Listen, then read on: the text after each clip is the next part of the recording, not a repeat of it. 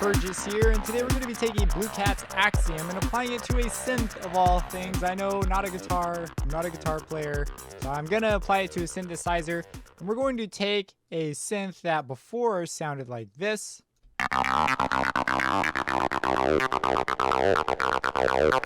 And then it just stays that way the entire time, and we're going to apply 2 Blue Cat Axioms in order to make it sound like this.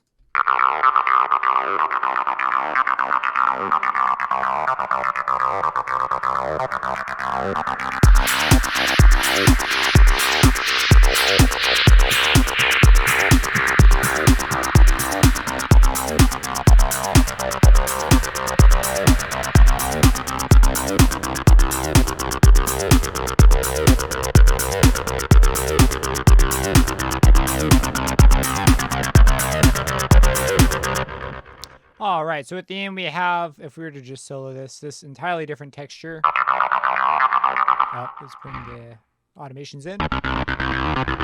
And this is the beginning. And it starts out quite a bit more nasally. And this is something I like to do, especially with plugins that feature the ability to load basically other plugins. In this case, I'm sticking with all the stuff that comes native with the plugin, but you could load your own VSTs, VST3s, and all that good jazz. So routing aside, there's actually a particular feature I want to focus on. Let's go ahead and just make something entirely new. So we're gonna close these two, turn them off. We're gonna open up another Axiom right here.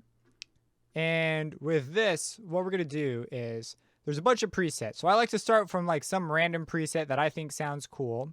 So I'd play it a bit, demo out some presets. This is where we start off though at the very beginning.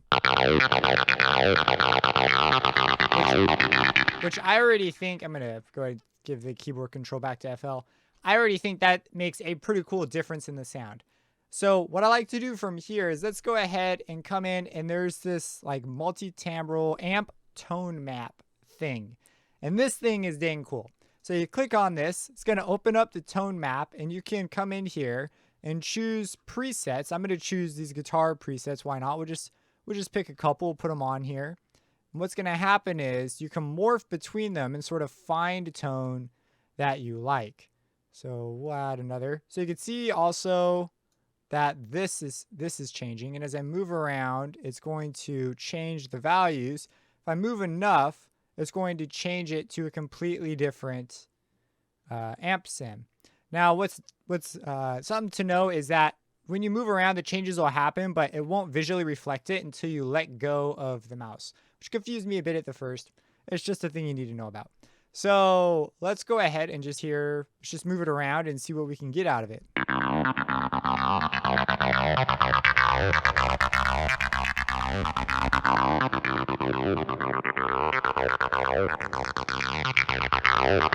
Yeah, so something we could do is let's go up and let's find the crunch. Let's add some crunch ones in.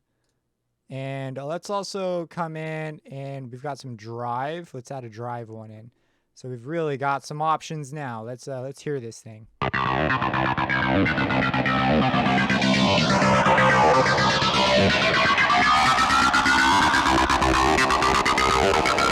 Now, I have looked for a way to automate this. I desperately want to automate this. This would be so wild if you could automate this. I would love a preset morpher that's kind of works like this for the whole thing. Like, can you imagine how crazy that would be? Now, this can load VST. So maybe in this case, I don't know. That sounds like it'd be really hard to pull off. But imagine being able to automate this jazz. Oh my gosh. If there is a way, I'm very interested to know. I couldn't find one. So what I did was I settled on one that I thought was cool. This is just a really, really neat way of browsing your sounds. So maybe I like that. This one's pretty aggressive. So I'm gonna use this for a later stage, bring the mix knob all the way down. I'm going to add another Axiom, and we'll come up here. And on this one, we want a more of a laid back kind of one. So let's just go through, just click over a few times, and let's just see what we got.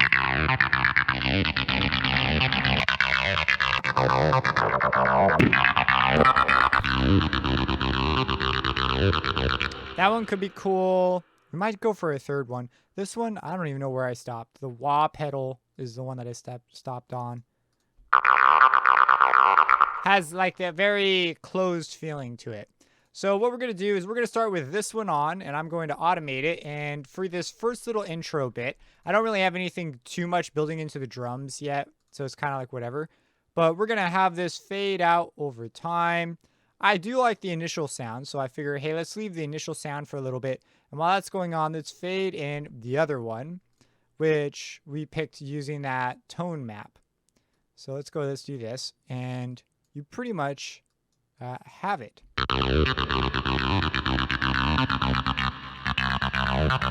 So here we go.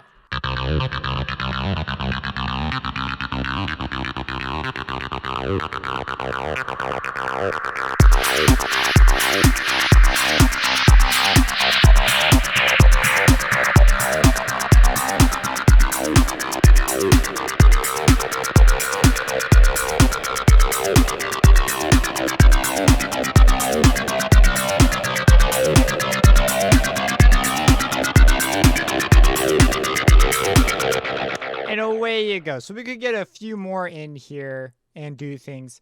Something to note with this process, what am I touching? I want the synth, which is right here, is you could record the output while you move this around. So for example, I could have these bypassed for the moment. We'll just mute them. And then in the channel, we can have an Edison. Well, depending on your DAW, however your DAW does this, Edison makes this the easiest. It's going to record on input. And what we're going to do is we're just going to move around. Which one was the one that we're doing? It was the second one. We'll move this all the way up. Let's turn this off, make sure. All right, so we're going to have to fight with this a little bit because it has an init position. In fact, we can solve that just by making it 100% all the time. There we go. So let's grab our Edison. We're going to have this recording on the input. And while that's going, we're going to have this. We're going to open up the tone map. And so you could do something like this. So this is a way of doing it. But just straight automation, I would really, really like to see. Like, that would be so cool. So here we go.